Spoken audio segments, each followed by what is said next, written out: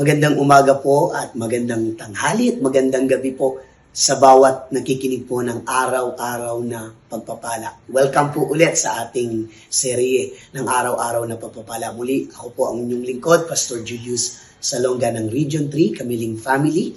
At maghahatid po sa inyo ng mabuting balita sa bawat makakapakinig po nito.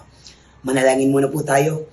Dakilang Diyos, aming Ama, kami po'y nagpapasalamat sa pagkakataon muli kami po'y makakapakinig ng iyong mga salita upang ito'y magbigay kalakasan po sa amin, magbigay pag-asa at magbigay po sa amin ng kagalakan sa bawat mga puso, sa bawat mga tenga na makakapakinig po nito.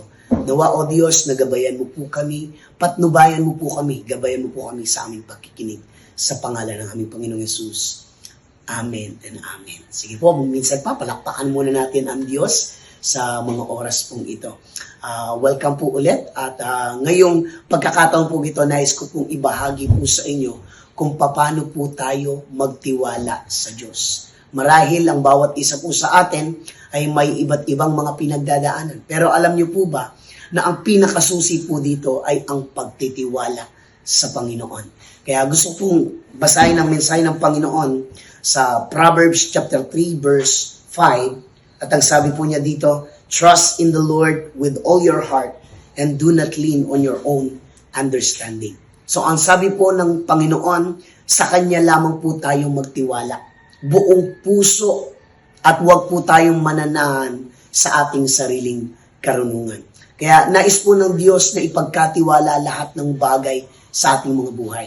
Pagkatiwala mo ang buong buhay mo, buong puso mo, buong buhay mo na lahat ng ginagawa mo ay pagkatiwala sa Diyos.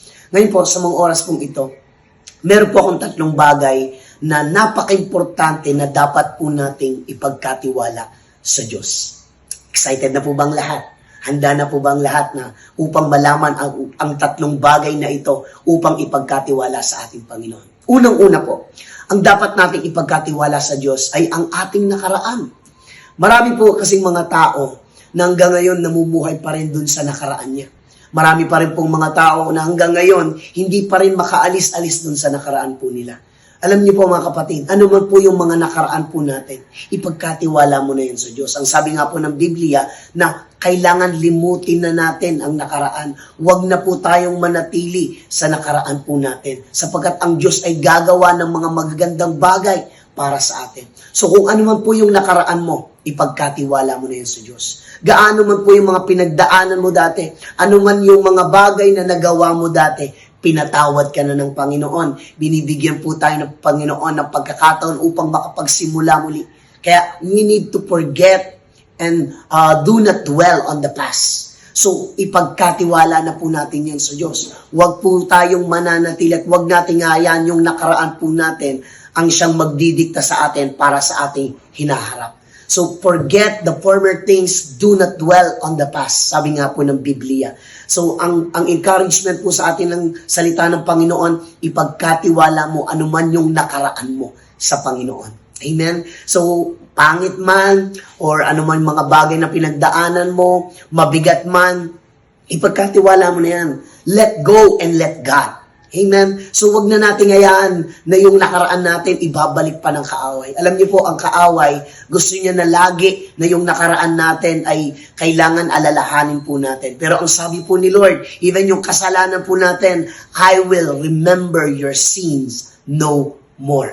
So, wag na po tayong manatili sa nakaraan po natin. Wag na nating alalahanin yung nakaraan po natin. Forget at ipagkatiwala na po natin yan sa ating Panginoon. Amen? So, pangalawa po na kailangan nating ipagkatiwala sa Diyos ay kung ano yung present situation mo at kung ano yung present na condition mo ngayon. So, kung ano man po ngayon yung pinagdadaanan mo, pagkatiwala mo sa Diyos. Si Lord po ang may control ng lahat ng bagay. Ang hinahanap lang po sa atin ng Diyos, yung pagtitiwala po natin sa Kanya. Ang hinahanap po sa atin ng Diyos kung gaano tayo nagtitiwala. Ano man yung sitwasyon mo ngayon. Ano man po ngayon yung condition mo ngayon, may sakit ka, may karamdaman ka, may pinagdadaanan ka sa iyong pamilya, may pinagdadaanan ka sa iyong emosyon, may pinagdadaanan kayo sa pamilya, ano man yung present na situation mo, trust in the Lord. Because I know and I believe God will do something amazing and great in your life, in your present situation, sa buhay po natin. So, ipagkatiwala mo kay Lord, ano man yung pinagdadaanan mo ngayon, kapatid. So, nasan ka man ngayon, mahirap man, punong-puno man ng problema, pagsubok, pero tandaan mo, once na tayo po ay nagtiwala at linagay po natin ang pagtitiwala po natin sa ating Panginoon, pwedeng baguhin ng Diyos ang sitwasyon mo ngayon. Amen? Kaya nga, kailangan po nating ipagkatiwala ano man ang meron po tayo ngayon. So ano man mga bagay na pinagdadaanan mo ngayon, si Lord na po ang bahala po dyan. Kaya nga sabi ng Biblia, cast all your cares unto God because He cares for us. So si Lord may pakialam po siya sa atin. Si Lord, care na care niyo po tayo. Kaya nga ipagkatiwala mo na, kapatid. Ano man yung suliranin mo ngayon, ano man yung mga binibit-bit mo ngayon, ano man yung mga nararanasan mo ngayon, ipagkatiwala mo sa ating Panginoon. Amen? So pangatlo and lastly po, ipagkatiwala po natin yung future po natin. Alam naman po natin na ang Diyos ang may takda ng ating hinaharap. Ang Diyos po ang naghanda po sa atin ng magandang future sa bawat isa po sa atin. Kaya marahil sinasabi po natin na kaya mo ito, kaya mong kunin yan, kaya mong i-achieve yan. Pero tandaan mo, kung wala po ang Diyos, hindi mo mararating yung pangarap at yung mga bagay na gusto mong marating. Sapagkat ang Diyos lamang ang nagtakda ng ating magandang kinabukasan. Kaya nga sabi ng Bible sa Jeremiah chapter 29 verse 11, di ba? For I know the plans I have for you, declares the Lord. Plans to prosper you, not to harm you, to give you hope and a future. So kay Lord may future ka. So ipagkatiwala mo yung future mo, huwag mo nga lalahanin kung anong mangyayari sa kinabukasan, huwag mo nga lalahanin kung anong mangyayari sa mga bagay na mangyayari sa iyong kinabukasan. Tandaan po natin, si Lord ang may takda niyan at si Lord din po ang magbibigay po sa atin. At tiyak na tiyak, maganda ang future mo. Once na tayo po ay nagtiwala sa ating Panginoon. Kaya mga kapatid, kung ano man yung nakaraan mo, ano man yung ngayon mo, at kung ano pa yung maging susunod mo, ipagkatiwala mo yan sa Panginoon. Kaya nawa po, ang bawat isa po sa atin ay nakapagbigay po tayo ng kalakasan, ng pag-asa sa anuman po na pinagdadaanan po natin ngayon. Kaya ako po'y mananalangin sa mga oras po ito. Dakilang Diyos, aming Ama, salamat o Diyos sa paalala mo po sa amin upang ipagkatiwala yung nakaraan, yung ngayon, at yung mga susunod po namin na aming pamumuhay. Naniniwala po kami o Diyos na kayo po ay mapagkakatiwalaan. Na nais po namin na ilagak sa iyo ang aming mga buhay, ang aming nakaraan, Lord God.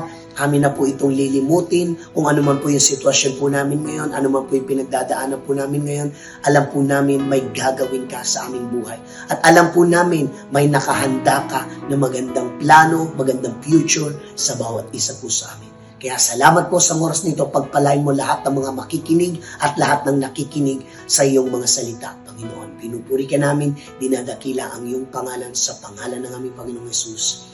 Amen and amen. Magandang umaga po at magandang tanghali at magandang gabi po sa inyong lahat. God bless you all po and to God be the glory.